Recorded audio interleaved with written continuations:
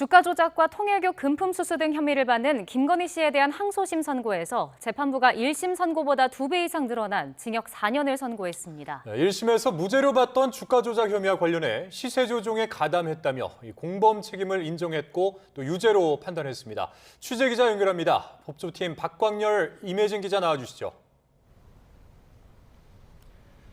네, 서울고등법원입니다.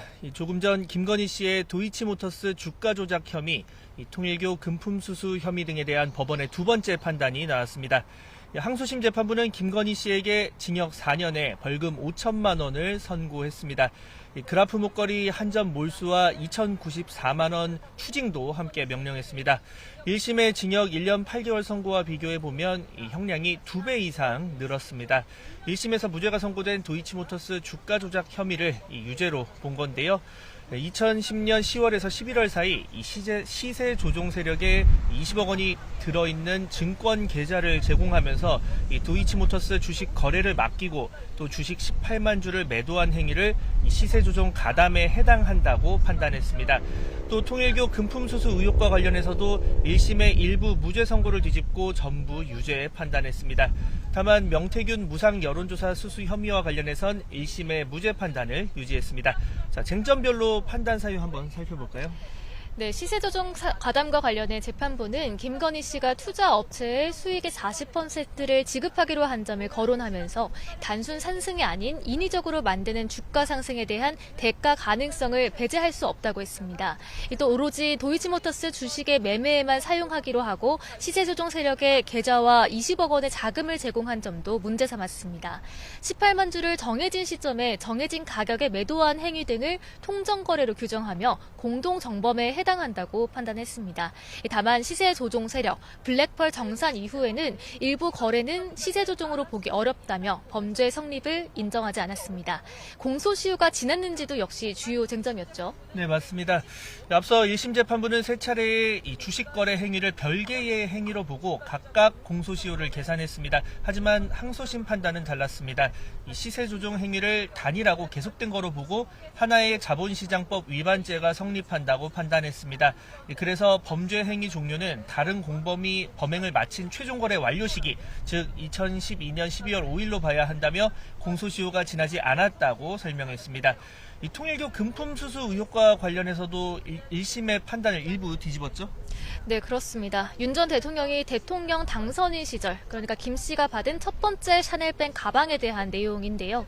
앞서 1심 재판부는 당선인 신분의 금품 수수는 단순 인사치레로 봐야 한다고 판단했는데 항소심 재판부가 이를 뒤집은 겁니다. 대통령 당선 과정에서 기여한 통일교가 보상을 요구할 게 예견된 상황이고 통일교 측의 묵시적인 청탁 의사가 존재함을 김 씨가 알았던 거로 보인다고 지적했습니다.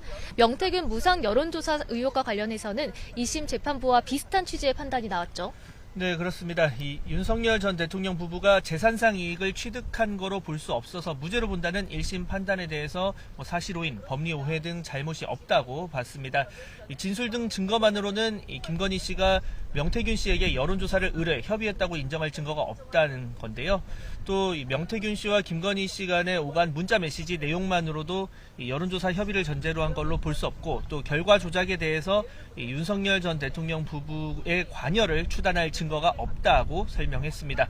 자, 오늘 항소심은 생중계되기도 했습니다. 이 김건희 씨 측 분위기는 어땠습니까?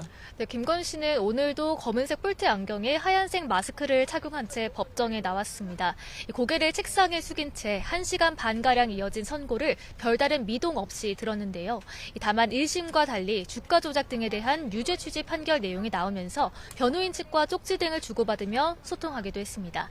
재판부가 주문을 읊을 때에도 일어선 상태에서 고개를 아래로 향했고 선고 직후엔 잠시 변호인들과 대화를 나누다 법정을 빠져나갔습니다. 1심보다 높은 형량이 나온 데 대해 김건희 특검팀 박노수 특검보는 판결문을 받아본 뒤 입장을 밝히겠다며 말을 아꼈습니다.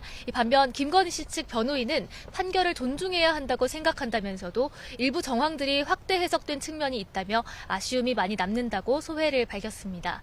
특히 유죄로 뒤집힌 주가 조작 혐의와 관련해선 단순 전주를 공동정범 위법으로 인정한 사례는 없다며 예상치 못한 결과라고 반발했는데요. 이 부분은 대법원 상고를 통해 다시 다퉈보겠다는 입장입니다. 아울러 김 씨가 자신의 부적절한 처신으로 생긴 불미스러운 일들에 대해 깊이 사과드리고 있고 또 반성하고 있다고 입장을 대신 전하기도 했습니다. 지금까지 서울고등법원에서 전해드렸습니다.